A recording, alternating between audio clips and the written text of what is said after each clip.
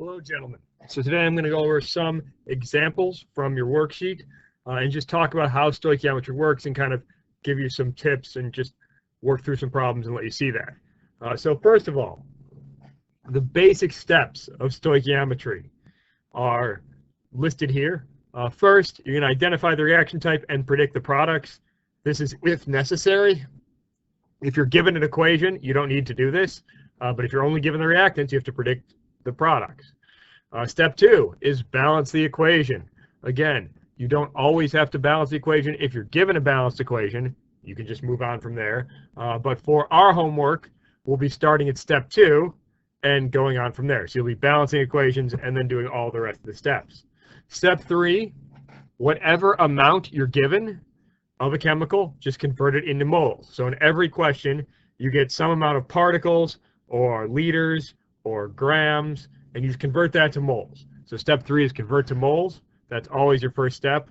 If you were given moles, you would just move on to step 4. Step 4, and this is really the only new part from stoichiometry, and that's to convert from moles of one chemical, the chemical you're given, to the moles of chemicals you're being asked about. So you're given one chemical in a reaction, and you're asked about a different chemical, and you can actually use the coefficients from the balance equation to convert between moles of one chemical and moles of a different chemical. It doesn't matter whether they're both products, both reactants, one's a product and one's a reactant. As long as you have a balanced equation, you can convert from any one chemical in the equation to any other chemical in the equation, as long as you're converting from moles to moles. And then step 5 is just another molar conversion. And this time, you'll have moles of the chemical you're being asked about, and you'll convert it to whatever you're being asked for, grams or volume in liters or number of particles. So really the only new step is step 4. Steps 1, 2, 3, and 5 we've all done before, so we're just putting this all together. Again, the only new step is this converting from one chemical in an equation to a separate chemical in the same equation. So I'm going to go over some examples. These are on your homeworks, so you can figure out which ones they are and move on. Some of the even numbered ones. So copper 2 oxide plus hydrogen gas gives us copper plus water. So I can tell you right now, this is a balanced equation. If you were to check and count everything, you'd see that there is in fact one oxygen, one copper, and 2 hydrogens on each side. So the balanced equation has ones. If you want to leave them blank, you absolutely can do that. 1 by default is left blank. I just put in the ones because I'm a little OCD and there's a blank there, so I want to put something in. So the question asks, at STP, how many liters of hydrogen are needed to react with 88 grams of copper? So the amount we're given is grams of copper 2 oxide. That's what we're given. That's what we have to start with. So I'm going to kind of map out all the conversions I'm going to do, and then I'll go through and set up the stoichiometry. So the first step for any of these, grams of CuO, that's what we're given. We're going to convert to moles. You always convert to moles first. That is always going to be your first step unless you're given moles. So that'll be my first conversion. My second conversion, this is the new step. The new part of this is where we convert from one chemical to a different chemical. The chemical we're being asked about is hydrogen. Hydrogen is a reactant. It's on the same side as copper oxide. It doesn't matter whether it's a reactant or a product. As long as you have a balanced equation, you can use the coefficients to convert between moles of one chemical and moles of another, as long as they're in the same balanced equation. So we're going to convert from moles of copper 2 oxide to moles of hydrogen gas. And then it asks us about liters of hydrogen gas. So we're going to convert from moles of hydrogen gas to liters of hydrogen gas. Again, except for that part in red, those other 2 conversions are conversions we've already done. You already know how to do those. So I will set this up and write it out and come back. Okay, so I've set up the equation. We start with the 88 grams of copper oxide, copper 2 oxide, that we were given, put that over 1, and we convert that to moles. The molar mass of copper 2 oxide, CuO, is 79.55 grams per mole. Grams on the bottom so they can cancel out. And this is our new step. So this middle step here, we want to do that in This middle step is our new step. This is where we change from one chemical to another. And as long as we have a balanced equation, we can do that in moles. So I want to get rid of moles of copper 2 oxide. So it's on the top here. I put it on the bottom here. And I want to get 2 moles of hydrogen gas, which is what we're asked about. And to do that, I simply take the two numbers from the balanced equation. So these are the coefficients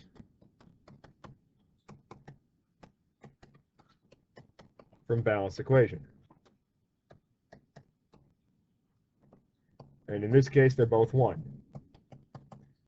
So it happened to be that both things were reactants here, copper and hydrogen. But if I have this balanced equation, I can go from copper 2 oxide to copper metal, or copper 2 oxide to water, or copper 2 oxide to hydrogen. I could do any of those. We just happen to be asked about the hydrogen gas.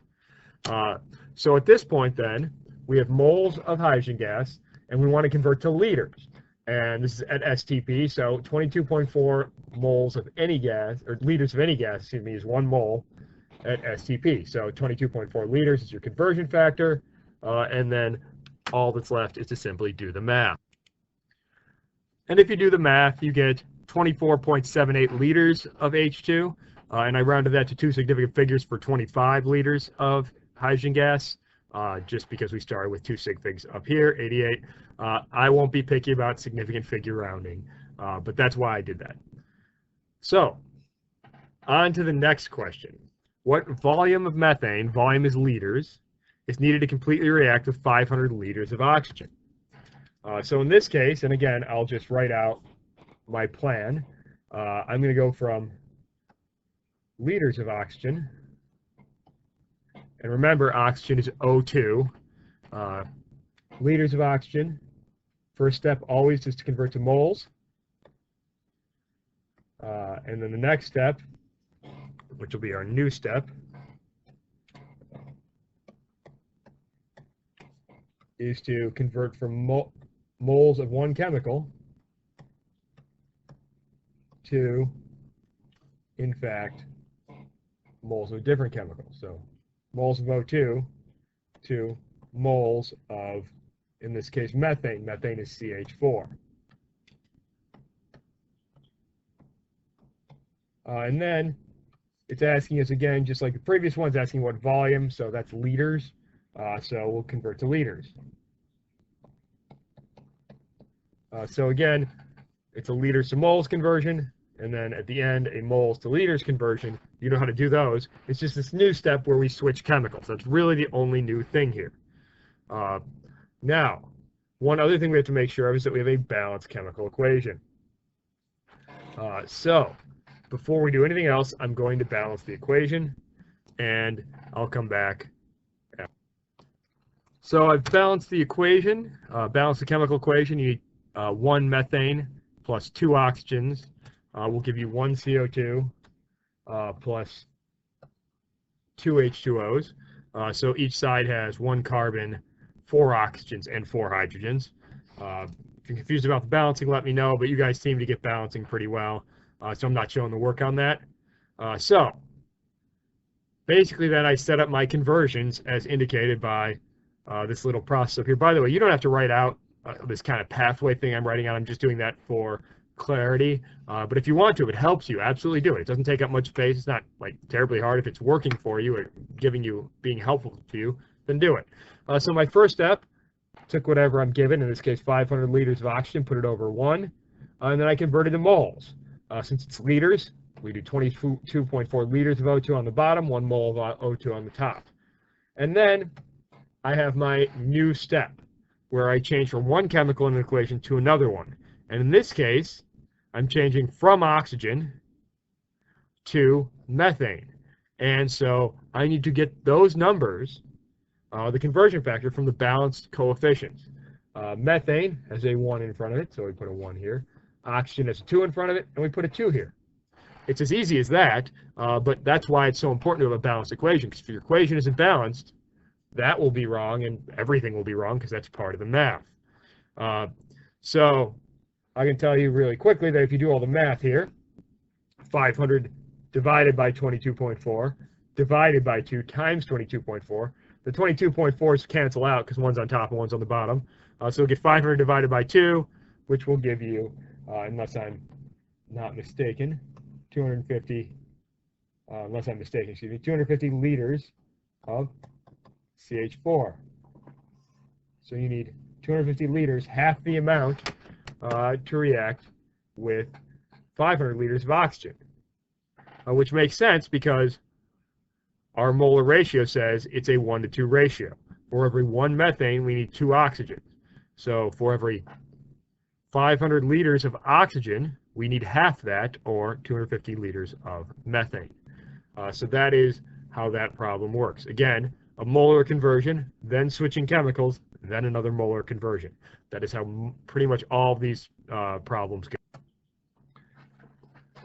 Okay, so looking at the next problem, we've got ethane being decomposed into ethene, you don't have to know what that is, plus hydrogen gas. So it's being broken apart, and 2 hydrogens are being liberated. And so the question asks, if I have 5.76 times 10 to the 28th molecules of ethane, and they're broken down, what volume of hydrogen gas is produced at STP? That producer should be produced. My typo, sorry about that. So, again, in orange here, I have kind of outlined what I am going to do. We start with molecules of ethane, because that's what we're given. First step, always convert to moles. After we convert to moles of ethane, then we switch chemicals. This is that new step, and it uses the balanced equation. So from moles of ethane, we switch to moles of hydrogen, because that's what's being asked about. We could also switch to moles of ethene, the other thing, C2H4, but it's not asking about that, so we're not going to bother. And then it asks us what volume of hydrogen gas. Volume is liters. So the last step is to convert from moles of hydrogen gas to liters of hydrogen gas. And I've set up the conversions here. So take 5.67 times 10 to the, that should be 28th, excuse me, 28 molecules of ethane, and convert it to moles. So since we have molecules, the conversion factor from particles, molecules type particles, to moles is 6.02 times 10 to the 23rd molecules in 1 mole. Molecules cancels out. Then, once we have moles of ethane, we switch chemicals. Once you get into moles, that's when you switch chemicals. So we'll put ethane on the bottom, 1 mole of ethane on the bottom, because that's what we're going to cross out. We're going to get to moles of hydrogen gas, because that's the chemical asked about. And now we have moles of hydrogen gas. And we can convert to grams, or to particles, or to liters. In this case, it asks about volume, so we're converting to liters. And at STP, 1 mole of any gas is 22.4 liters. So now all that's left to do is actually just run the math on a calculator. So if you do all the math, 5.76 times 10 to the 28th divided by 6.02 times 10 to the 23rd, times and divided by 1 there, this is a mathematically null sort of thing here, and then times 22.4, what you get is 2,143,256 liters of H2. But since we only started with 3 sig figs in this 5.76, you could either do 2,140,000, or you could convert to scientific notation, which would be my preference because it's less writing, and go 2.14 times 10 to the 6th liters of H2. Those are both the same number, just 2 different ways of representing it, and either would be a fine answer. So the final question I'm going to do today asks how many molecules of iodine are liberated, are freed, if 546 grams of chlorine react with excess sodium iodide. Excess just means all the sodium iodide you could ever want. The sodium iodide is not going to limit the reaction. All the chlorine is going to react. So just worry about the chlorine. So looking at this, I will kind of sketch out my path of conversions. I'm given grams of Cl2. I'm immediately going to convert to moles of Cl2. And then I'm going to change chemicals. In this case, it's asking about iodine. So how many moles of iodine are liberated? So I want to convert to moles of I2. And then In this case, it's asking for molecules. So we have moles. It could ask for grams or liters, but it's asking for molecules. So molecules of iodine. And again, we can do all these conversions. But before we do anything else, before you do any math, balance that equation. If you don't have a balanced equation, nothing else is going to be any good. And what you end up having is 2, 2, 1, and 1. So your equation is balanced like that. 2 sodium iodides plus 1 chlorine gives you 2 sodium chlorides plus 1 iodine gas. Or, well, iodine depends on the temperature, I guess I shouldn't say gas. 1 iodine. And so I will set up the conversions as indicated by this. And okay, so I've got my conversion set up just as outlined above. And we're starting with that 546 grams of chlorine. And the first thing we do, always, unless you're given moles, is convert to moles. Stoichiometry really happens in moles. So you have to convert to moles. Chlorine gas, which is Cl2, weighs 70.9 grams per mole, 70.90 technically, grams per mole. So 70.9 on the bottom, 1 mole on the top, and I've converted to moles of chlorine. And once I'm at moles, that's where I switch chemicals. That's the new step. And to do that, I grab the coefficients from the balanced equation. I can go from moles of one chemical to moles of any other chemical in the equation. I want to get rid of chlorine, so since it's on the top here, I'm going to put moles of chlorine on the bottom, and I'm asked about iodine. So I put moles of iodine on the top, just because that's the one I'm asked about. If I was asked about sodium iodide or sodium chloride, I could do those too. But I'm asked about iodine, so that's what I put on top. And then I grab the coefficients. The numbers that go here are just the coefficients. Iodine has a 1 in front of it, and chlorine has a 1 in front of it. So it's a 1-to-1 ratio. And finally, in this case, it asks me how many molecules of iodine are liberated. So I can go from moles to molecules. Molecules are a type of particle. There are 6.02 times 10 to the 23rd molecules in 1 mole.